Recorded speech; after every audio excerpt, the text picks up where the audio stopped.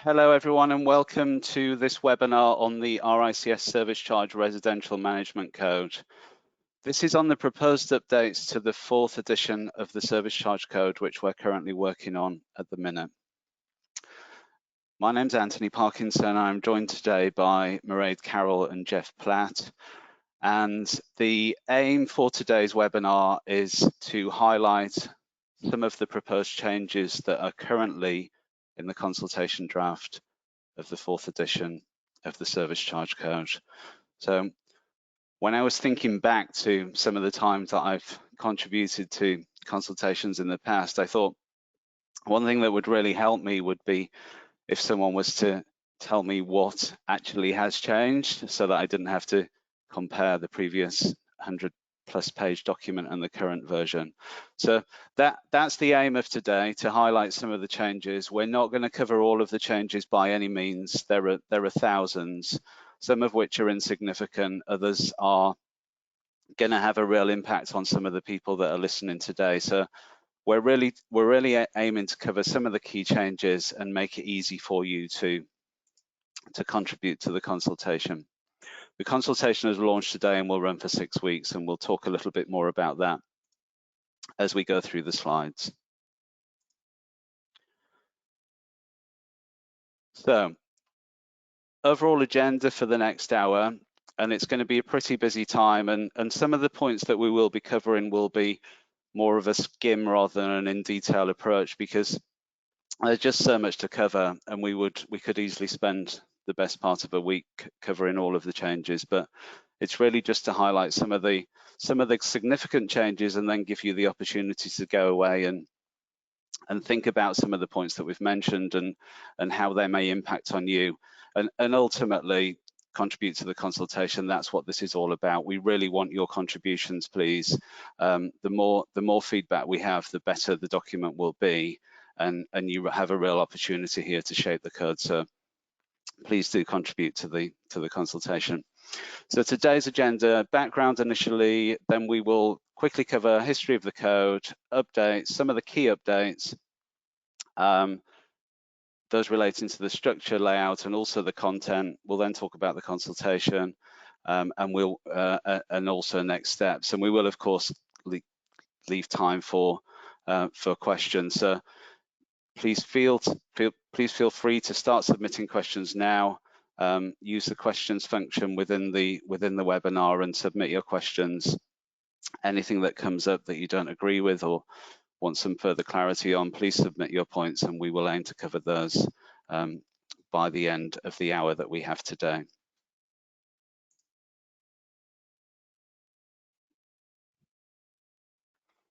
So, first of all, let's think about who the code's aimed at. I think it's an important point because many of the people on the call today will be involved in different elements of leasehold property, and of course their focus will always be on what's important to them, but the code does affect lots of people.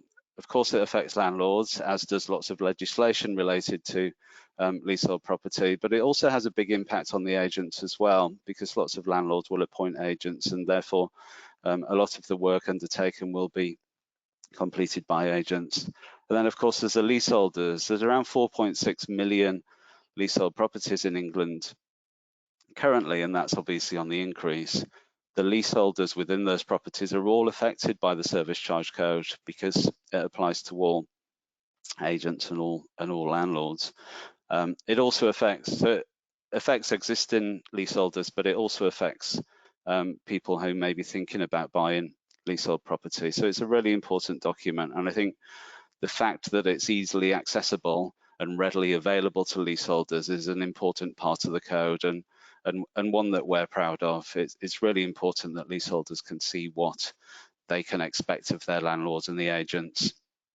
There are also lots of other people who use the code and refer to it quite frequently, and that includes the legal profession. It also includes the tribunals who often refer to the code, particularly the first tier tribunal, when looking at appointment of manager claims, section 27A claims, and the like. And it's a really important document to which we should all be adhering. So I just really wanted to highlight how how many people it affects and the breadth of that, because it's such an important point. It goes way beyond our ICS members, and therefore the code is really unique to us and a very important one.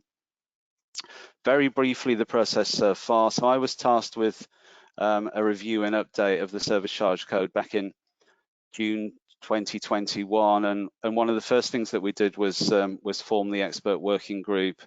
Expert working groups are groups of people that we use when we're working on any standards, and certainly of standards of this magnitude.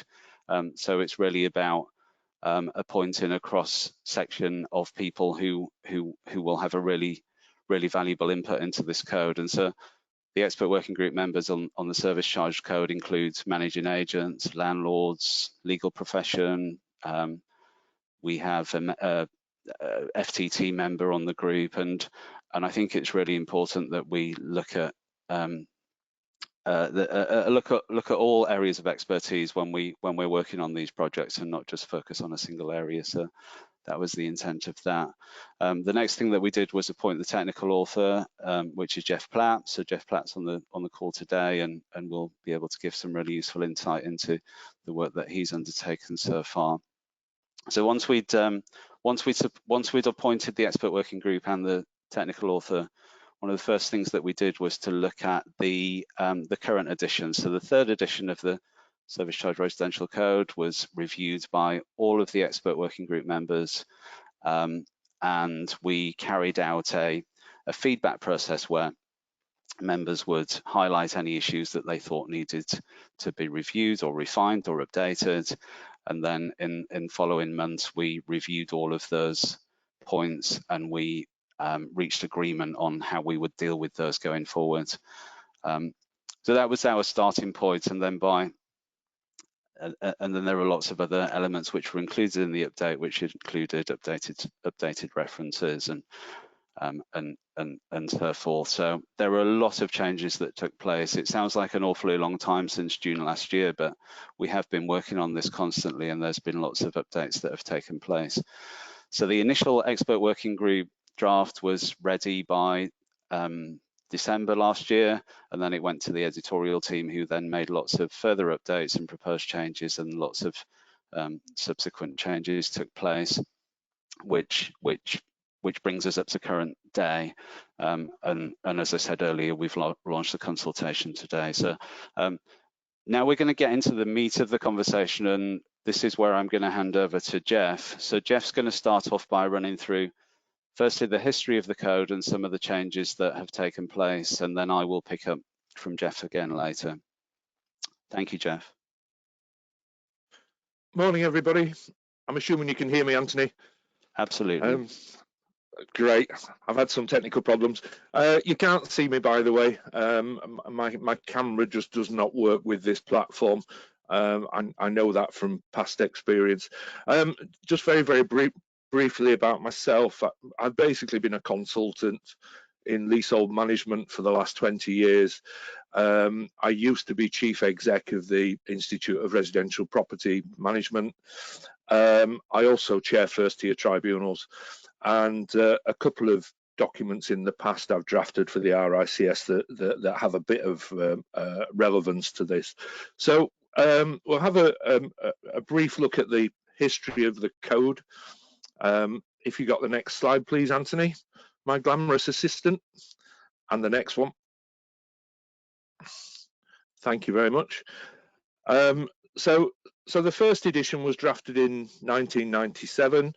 I mean, one thing that immediately stands out on that is it predates the Common Hold and Leasehold Reform Act 2002, and then was significantly updated in 2009. And again, the same thing jumps out at me, that there was quite a long delay between 2002 and 2009.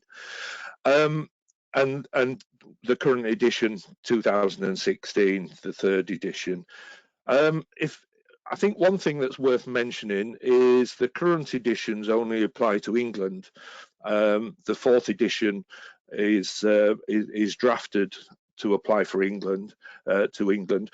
The first edition was approved by the Secretary of State for England and Wales, and then certainly to the best of my knowledge, the second and third editions have not been adopted by the Welsh Assembly since that became a devolved function. So the first edition still applies in Wales, and we've drafted the fourth edition at the moment on the basis that we apply to England. It would need a few amendments for Wales, but not major ones if the Welsh Assembly was looking to adopt it. I think one thing that has a bit of relevance that isn't mentioned in that timeline, sorry, just jump back a second, Anthony, is in 2012, the UK residential property standards incorporated a chapter on block management, and I actually wrote that chapter, and that was pretty much practical advice for managing agents. And then when the third edition of this code was done in 2016, a decision was taken to sort of incorporate those two documents together. So the 2016 version includes a lot more what I'll call practical advice for managing agents than the previous edition. And for various reasons, we've actually backtracked on that slightly. So with the fourth edition, and hopefully we can try and explain why. So yes, please, Anthony, jumping forwards. So the starting point of the fourth edition, we've purposefully looked at what the Secretary of State's powers are to approve a code, because this code of practice is approved by the Secretary of State, and therefore has lots of meaning to the sector. So the Secretary of State's power is to approve any code of practice that appears to, the legislation actually says him, we haven't used the word him in the code, that's designed to promote desirable practices related to the management of residential premises by relevant persons. And we've actually dovetailed into that and reflected that throughout. So relevant person means any landlord or any person who discharges management functions. Management functions are defined in the Act, but we don't need to go into them today. They basically include the things you'd expect them to include: repairs, maintenance, etc. So we've got landlord or any person who discharges management functions, which basically means landlord or managing agent. And I think there's potentially a couple of issues with the third edition, which is one reason we've focused at this point initially and reflected that throughout. So I'll come back to that shortly. Next slide, please, Anthony. Which basically, so the legislation goes on to say that any such code of practice can make provision for, and I'm not going to read them out, but basically we've got preventing disputes, resolution of disputes, competitive tendering, and service charges. And this code, to some degree, picks up all three of those, but I think very much in the title, it picks them up in relation to service charges. And in effect, service charge means a variable service charge payable by tenants in accordance with the Section 18 definition. And that's certainly how we've focused it throughout. So the code, putting those things together, the code applies to relevant persons managing relevant property, and pulling in the service charge element, relevant property subject to the payment of a variable service charge. So that's how it's all structured to flow through. Next slide, please, Anthony, which I think largely is what I've just said. So this is the sort of introduction to the code, how it's dovetailing into the Secretary of State's power, because it's the Secretary of State who's approving it. It's designed to promote best practice with variable service charges. Yep, next slide, please, Anthony. I'm with you. So we've actually refocused, and I'll explain why as we jump forward slightly. But we've refocused the code back to probably how it was originally drafted. So the code is focused entirely at landlords, but landlords and their managing agents, so it's focused at those relevant persons managing relevant property, landlords and managers, managing agents. So we've actually reordered it slightly and refocused some of the sections to make sure that it 100% applies to both of those bodies, landlords and managing agents. And so the structure of the code sort of a manager is defined in the code as being both a landlord and a managing agent. So we use the generic term manager.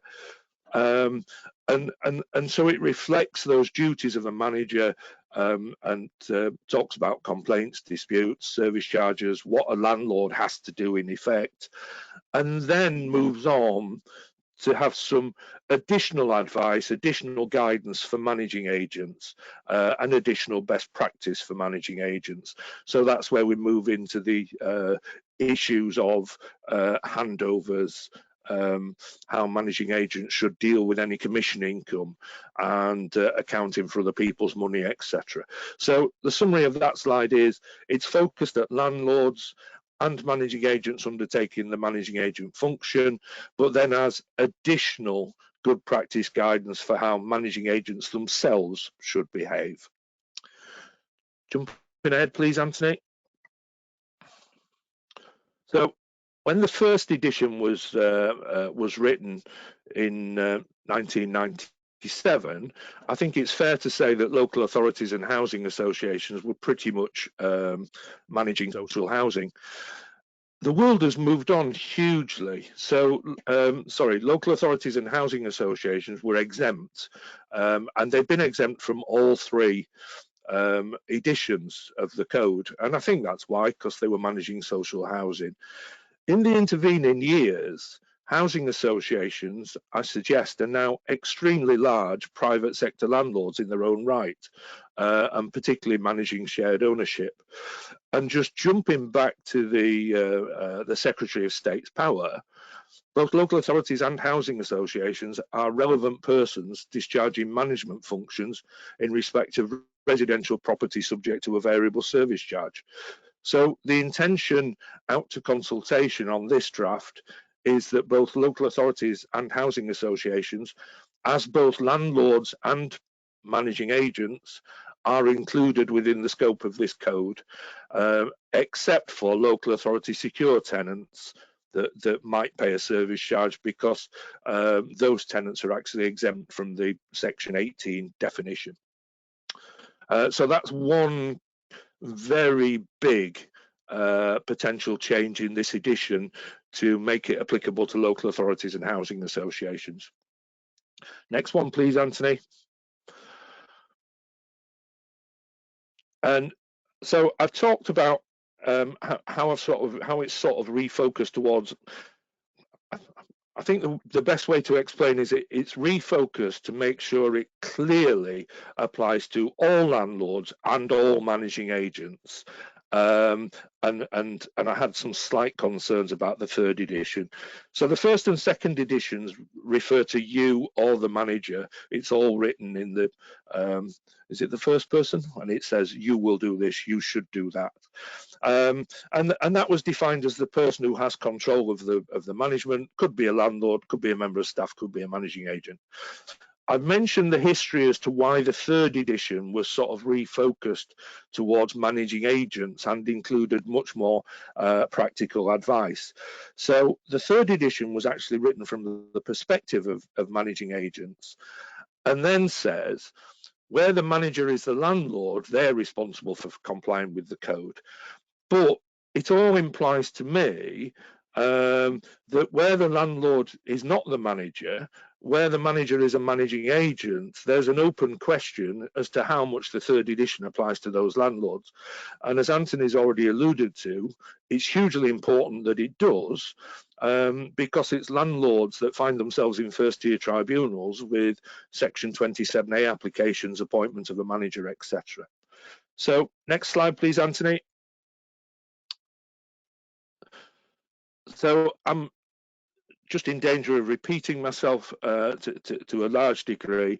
So we still would use the words manager, we still use the words you in the 4th edition, but we've explained that manager means all persons having day-to-day control of the management of a dwelling.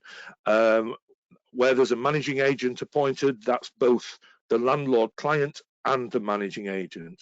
The landlord might also be a resident management company, a right to manage company.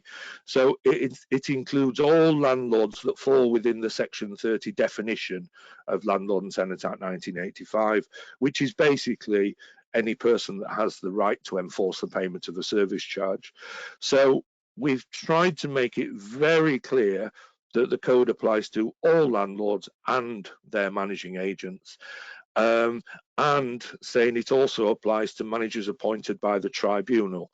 When a manager is appointed by the tribunal, their powers come from the order of the tribunal. So the management order actually says what the manager should do and what powers the manager has, etc.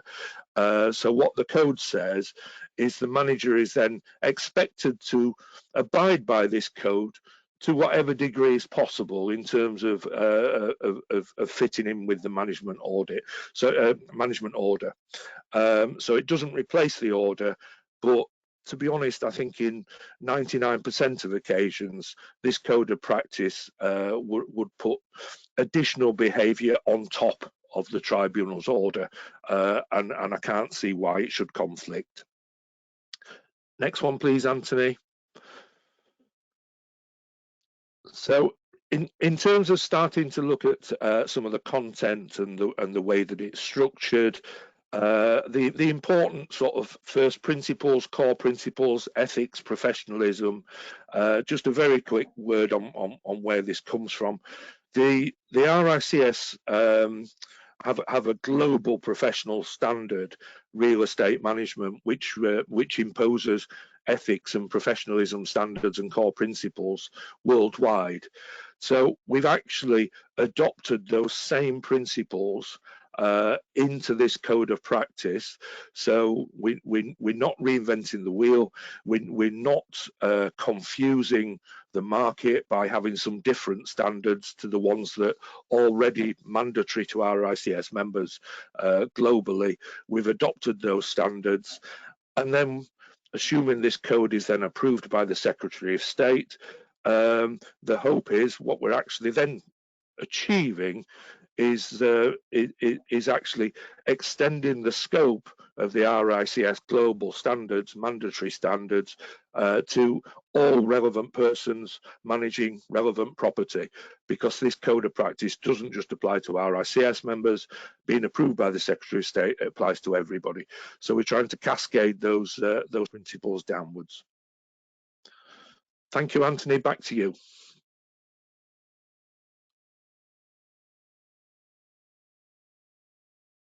Thanks very much, Jeff. That was really helpful. And I'm just getting my slide controls back. Sorry about that. Yes, thanks very much, Jeff. So I'm going to now turn to some of the later sections of the code, and just to give you a very, very brief background of my experience, because I haven't really covered it previously, but as it says there, I'm a senior specialist in the property standards team at RICS, and so we're involved in lots of property standards in producing them. But I am also a chartered surveyor, and I do have a background in block management. I worked in block management for about 9 years, so I have walked in the shoes of some of the people on this call in terms of managing blocks and understanding the day-to-day complexities of what that involves. And I won't say any further on that, but I just wanted to highlight that. So moving forward, I'm going to focus on some of the updates on part 5, which is service charges, ground rent, and administration charges. And there are quite a lot of updates in this section, which is why I'm focusing on it now. And what I've done for the purpose of the slides is copied and pasted effectively, but tried to highlight some of the key words within these sections. Now, please don't think that I'm not going to read through all of these word by words, but it's really for the purpose of the slides. The slides are available for you to download, and you should be able to do that now, and we'll make them available once the webinar is completed as well. So please do download them and look at this information at your leisure, because there's quite a lot to absorb, and I don't want to try and bombard you at this stage. I also neglected to mention that the webinar will be recorded. So if you have colleagues or contacts who would benefit from this webinar, please do make them aware that the webinar will be recorded and should be available to everyone to access free of charge probably from tomorrow. Okay, so 5.3. So this is budgeting, estimating service charges. You've probably all read this now already, but effectively what it says is that, and this is a focus on new developments, which wasn't previously included. And new developments really should be no different from existing developments, but there has been issues, as many of you will be aware of, service charge budgets been produced in year 1, and then there been an increase in year 2, and that's for a variety of reasons. One of which being that it's brand new development and that it's unproven, and there's very little history and information around the service charge. But this is really just highlighting the importance of transparency and trying to make sure that the initial service charge budget on any development should represent what the service charge is going to be going forward. So as much due diligence as possible should be undertaken in order to determine what the costs are likely to be in year 1, and then subsequently year 2, 3, 4, 5, and make sure that the year 1 budget is reflective of ongoing costs. I've seen in the past that there may sometimes be developer contributions, or there may be contracts which are included as part of the build package, which effectively reduce the service charges, which is fine, but ultimately that should be highlighted. And if the service charge is going to be lower in year 1 for whatever reason, it's really just about highlighting that and making sure that leaseholders are aware, so that there's not some big surprise in year 2. Moving on to the next slide, we have so initial service charge, sorry, there's an extra quotation mark there. Initial service charge demands in any year should be accompanied by a copy of the approved budget, but also an apportionment schedule. So again, this is really setting out to leaseholders how the contribution that they are making has been made up, and really again being transparent about the charges and how they've been made up. Most of the agents that set service charge budgets will have an apportionment schedule, and it's really just disseminating that to leaseholders to make sure that they're aware. It's something that's been included within the commercial code for some time, and the inclusion within the residential code is really just reflective of that. This is also covered in 5.7, which is around demanding service charges.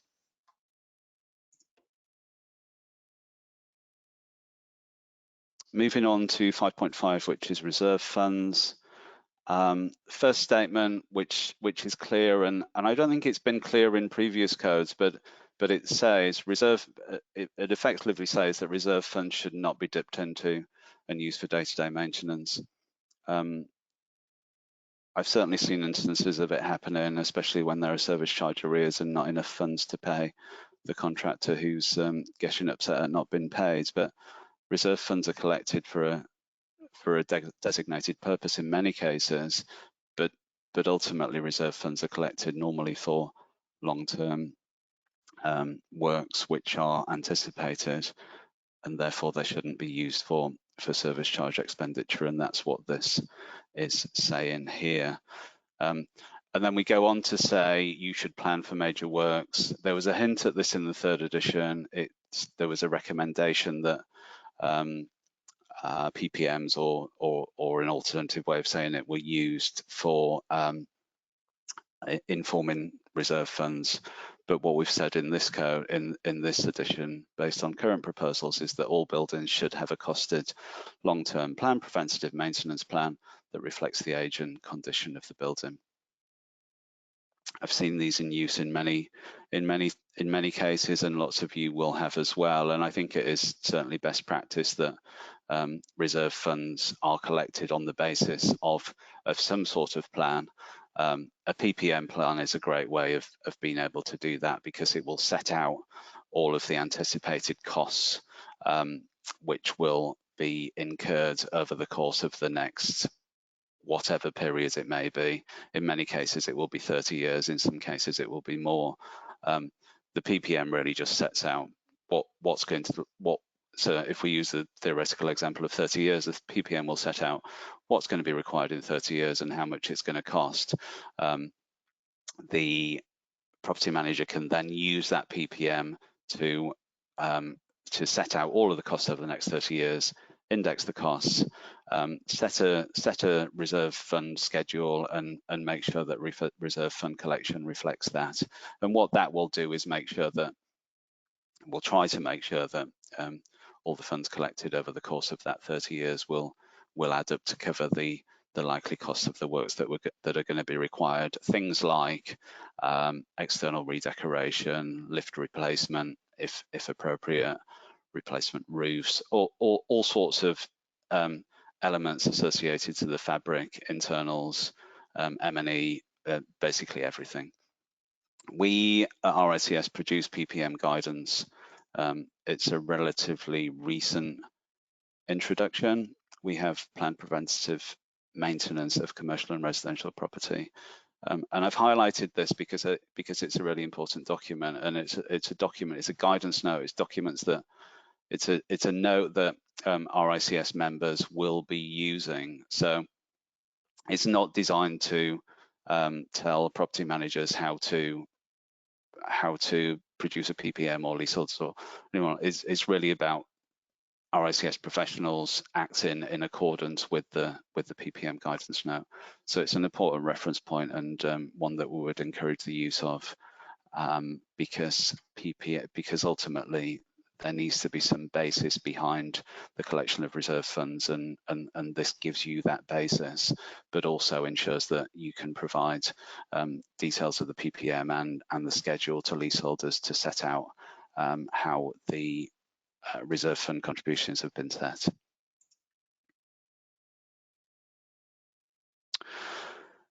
And then moving on to 5.7, I'm going to skim through this quite quickly, but this is around the variation of service charge apportionments, and it's drawing on the fact that some leases contain provisions for landlords to be able to vary service charge apportionments. Some leases, of course, specify what the apportionment is. Others don't, and others provide provisions for variation.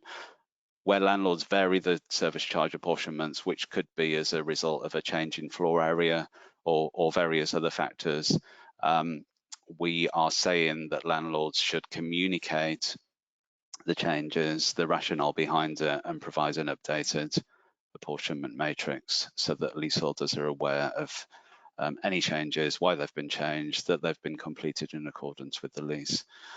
And of course, variations of apportionments can be challenged and determined by the first tier tribunal if necessary, which is also highlighted.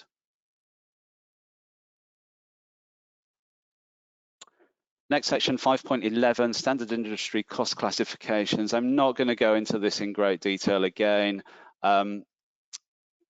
because I think it's an important point that requires further investigation. lots of the people on the call will already be aware of this. It's something that's included in the commercial code already. The inclusion of this in the residential code, again, is really intended to align with the commercial code, particularly given the increase of mixed-use developments, and it's really trying to tie all of that together. So it's setting out a structure for service charge budgets and service charge accounts, and introduces headings which can be used at 3 levels in terms of classification, category, and cost class, and it really provides a sort of a template in order to provide a standardized service charge budget and way of reporting at year end. So this is covered in more detail of section 5.11 of the draft. There's also an appendix. There's also Appendix A, which sets out a template in the way that we see this working, and really it's copied across from the commercial code word for word, just to provide consistency.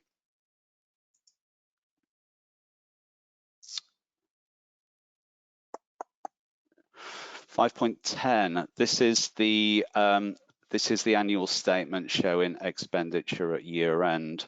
So what we're saying is explanatory notes should be produced to provide leaseholders with details of variances between budget and actual expenditure, which seems to make complete sense to me, and I'm sure lots of agents are already doing that, lots of agents and landlords, in fact. But the key point is just to highlight where variances have taken place, that it's just really sensible to be able to provide an explanation of those changes.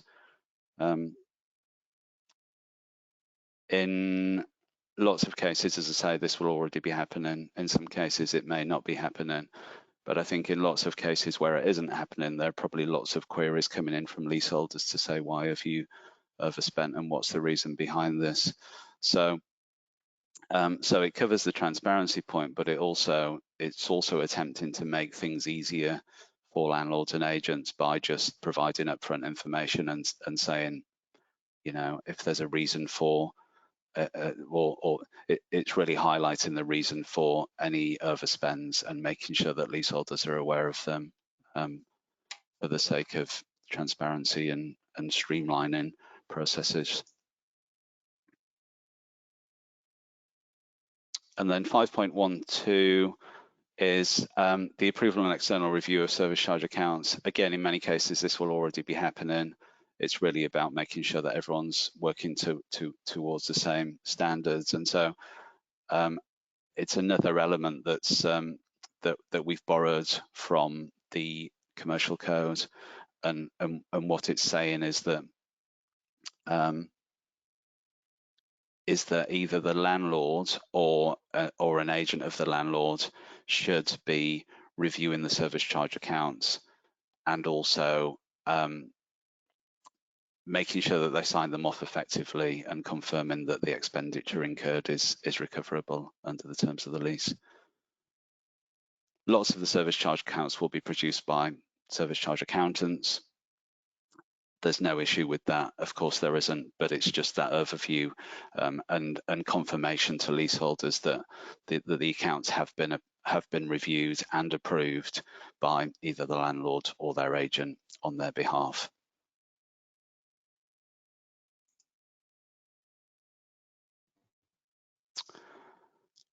(5.18) remuneration, including commissions. Some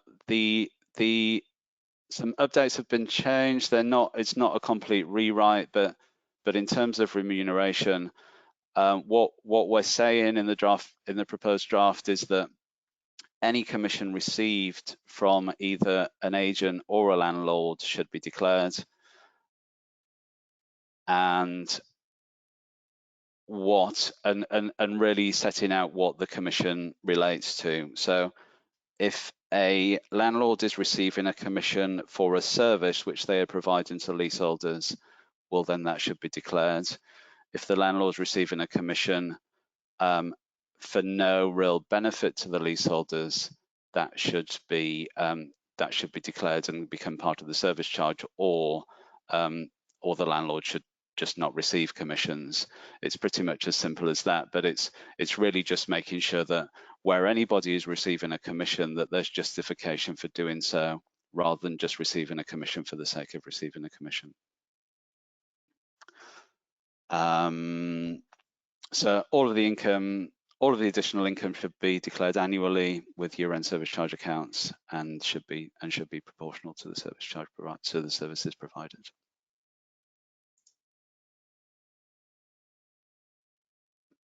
And then finally, this was intended to be about section 5, but I have included one brief point on part 6.5, which is the annual fee. And what this says is that, so I've copied and pasted the first paragraph and the start of the list. In terms of annual fee, there's an argument that the annual fee section should be based on that first paragraph that's there on your screen. So a managing agent should agree the appropriate and desired level of frequency of service provision with their client prior to instruction, and then the charges must be reasonable and proportionate to the task involved and pre-agreed with the client. There's an argument that we could stop there. We've gone further, and this is a proposal, so obviously we want your feedback. We then go on to say, depending on the terms of the lease, leaseholders should normally expect the following service to be provided either directly by the landlord or by the managing agent in the agreed annual fee. And then there's a list of elements which agents may or may not provide as part of their management fee. They're suggestions, they're not defined, they're not, this is what you must or should provide. It's a list of suggestions. Some members of the expert working group thought that it was a useful inclusion because it provides some guidance as to what agents can or should, or can provide. It's also an indication to leaseholders of what managing agents may provide, but it's not a defined list. I would appreciate your feedback. So as part of the consultation, we have included a question in there on fees, and if you have a strong view either way as to whether we should set out suggestions or just provide a pretty much first paragraph content for this section, then it would be great to hear your feedback. So please do participate. Okay, so that brings me on to the end of my session. I'm going to pass over to my colleague Mairead Carroll now, who works with me in the standards team at RICS, and Mairead's going to provide a brief summary of consultation and next steps, and then we'll take your questions and hope to provide some comprehensive responses. Thanks, Mairead. Thank you, Anthony. That was really, really helpful, and to Jeff as well. So as Anthony said, my name is Mairead Carroll. I'm a senior specialist within the property standards team at RICS. And I'm going to take you through the next steps that we're going to be carrying out with regards to this webinar, and focus on the consultation and the questions. Next slide, please, Anthony. And the next one, please. So just to recap and just to remind you, because I think it's really important to reiterate that the code is aimed at landlords, managing agents, leaseholders, existing and new, and also potential leaseholders and the general public and the tribunals. And it's something that is really important that we engage as many people as we possibly can as we go through the consultation and try to get it out to as many people as we possibly can. So please share with your colleagues, please engage, please respond. Next slide, please, Anthony.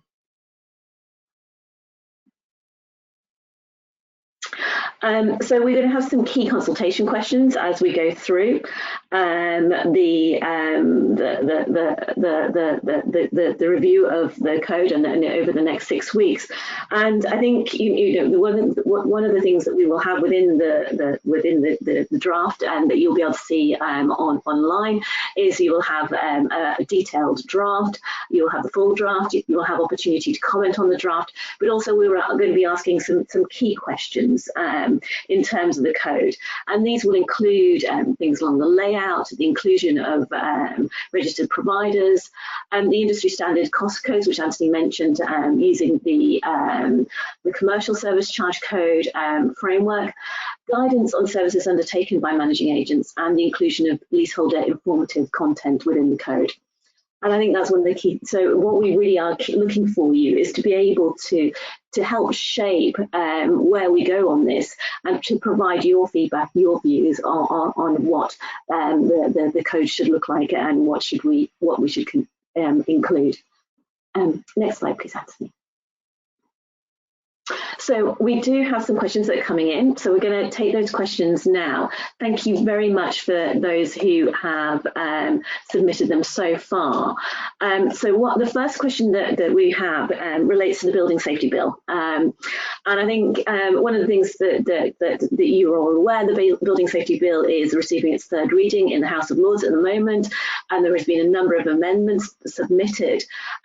Anthony and Jeff, how does this code relate to the Building Safety Bill and what's coming through there? Thanks, Mairead. I'll kick off with this one, and then Jeff can follow on if that's all right. It's a great question. Thanks very much for the question. It's a question that we've toiled with throughout the whole process since we started updating the service charge. And basically, the current situation is that there is very little within the code that covers any elements of the building safety bill. And the reason for that is because the approach that we normally take, or the approach that I've taken in this update, is that if it's not currently in legislation, it doesn't really apply, and we can't really anticipate what's going to be there. We've talked about building safety charge, we've talked about building safety manager, and as we know, lots of changes have happened recently which have changed everything. And I think until the bill receives royal assent, and until further potential secondary legislation is implemented, it's very difficult for us to set out what needs to be done and provide guidance on that. So the current status is that there's very little in the current draft. We haven't forgotten about it. We just need some further guidance in the shape of royal assent and further secondary legislation before we can provide any further updates on that. It's highly likely that content will emerge that we can include, but we're just not quite there yet, unfortunately. Thank you. Jeff, do you have anything to add there?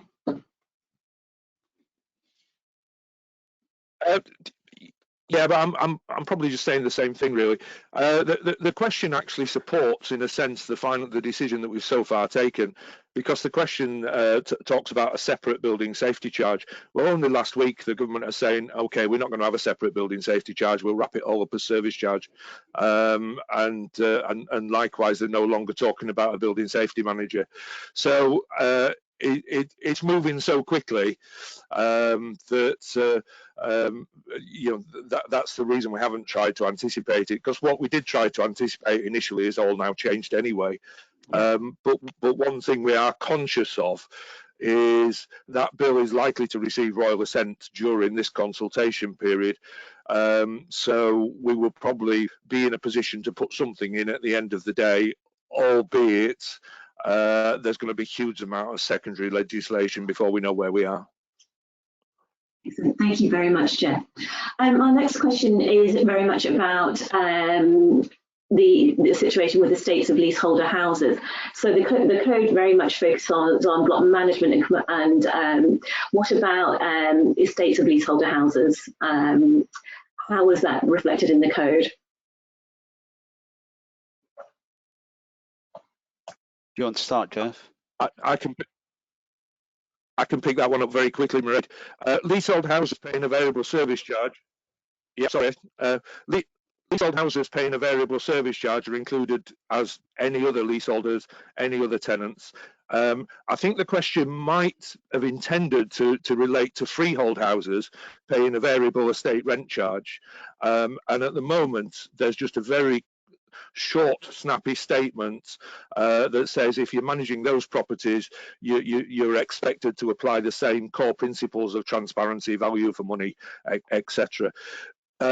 Leasehold reform coming down the track is expected to include bringing freehold houses into the same protection as leaseholders, but same as the last question, it's not there at the moment, and we're waiting for government to act.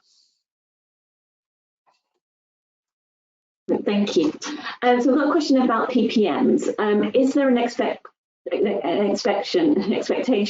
that the PPMs is to be prepared by a chartered surveyor for a cost, or is this something that the landlord agent can do themselves until such a time that they need to involve a chartered surveyor? I think the answer is it depends.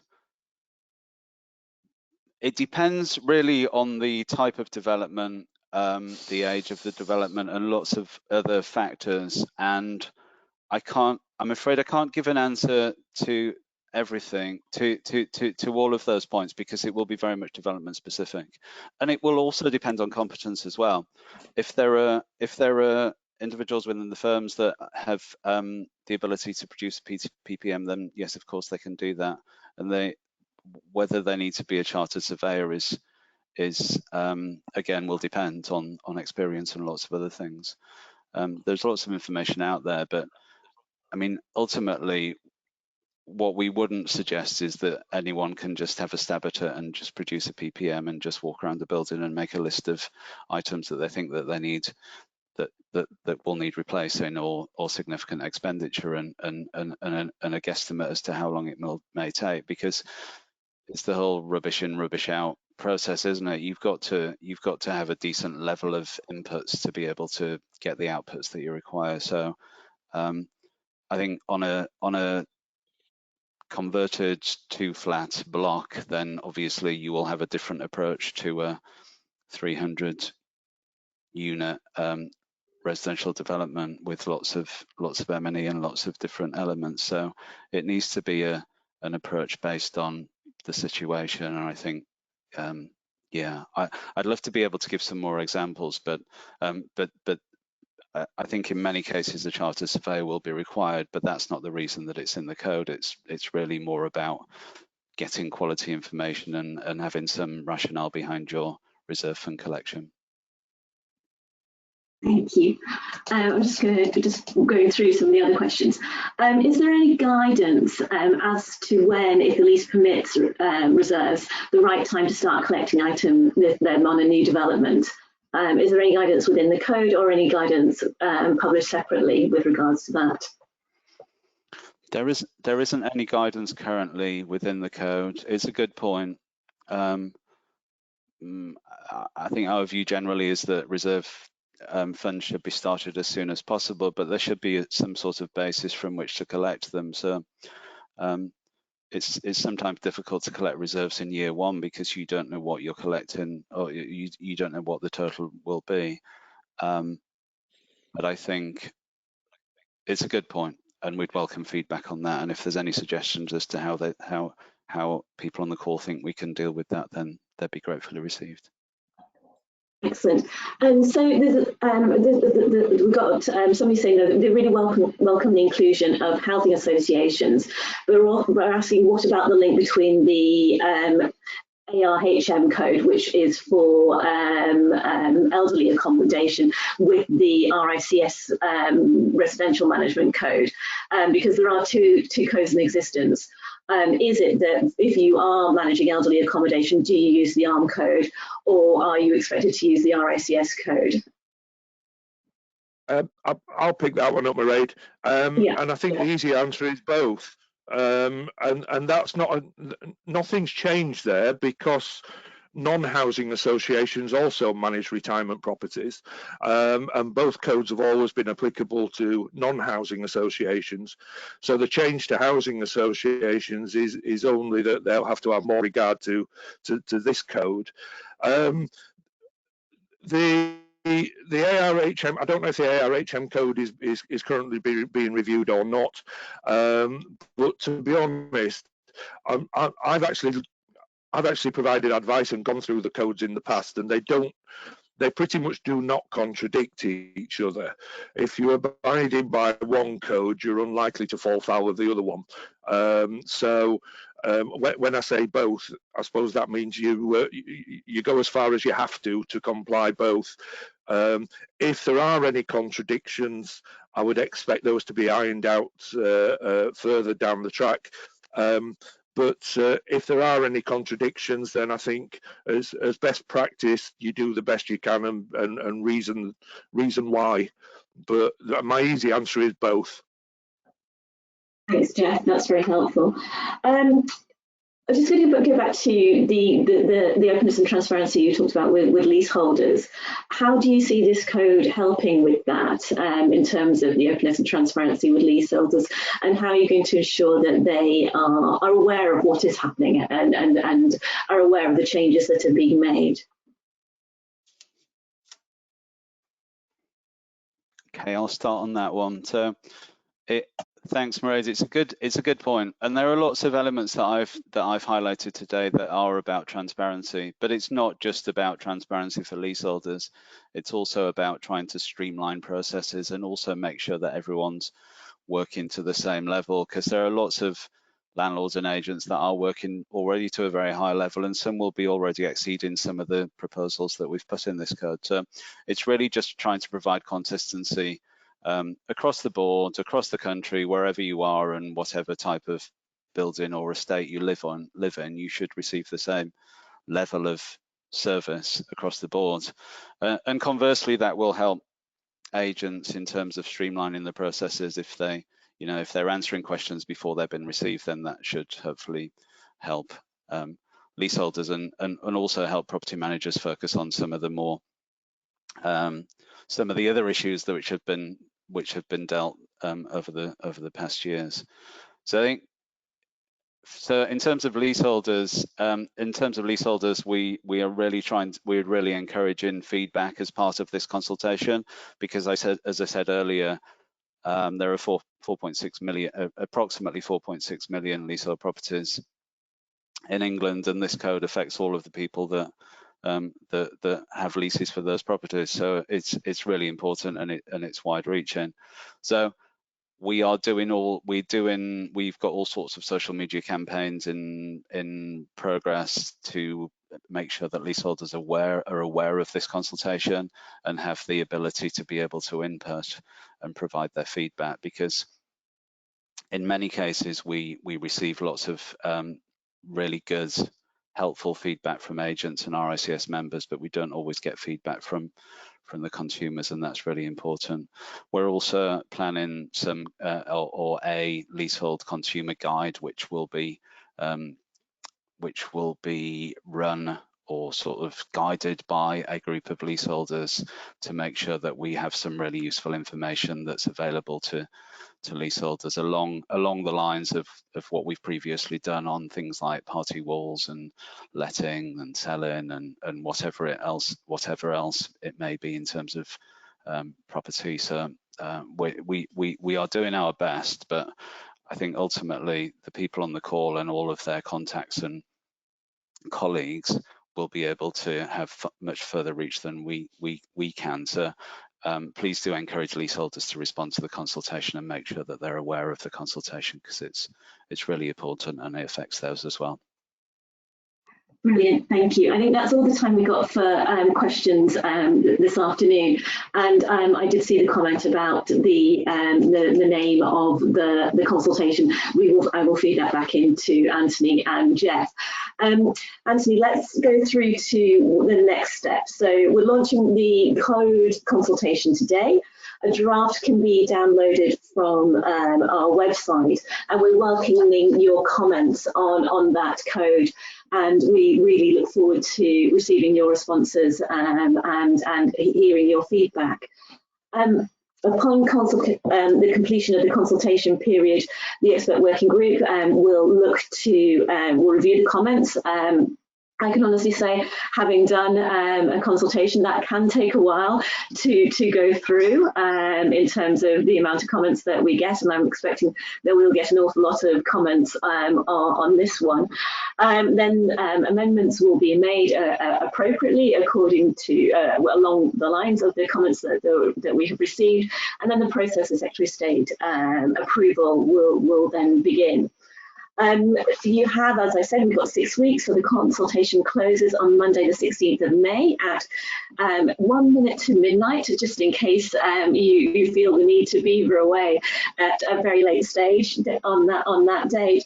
And we really look forward to receiving your comments.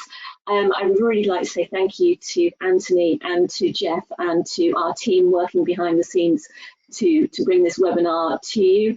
I think Anthony mentioned earlier that slides will be shared, already have been shared, and that you can find the link to the code will also be shared as well. Would you like to say goodbye to everyone, Anthony? Yes, that's all that remains for me. Thanks very much, everyone. Thank you, Mairead. Thank you, Jeff, and everyone behind the scenes has said.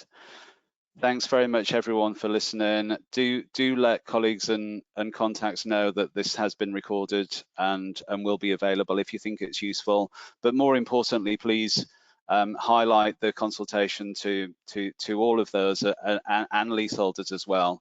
Very importantly, leaseholders, and make sure that we get the best consultation response that we can, and that all of your comments help shape the 4th edition. Thanks very much for your time, everyone, and goodbye. Bye, everybody.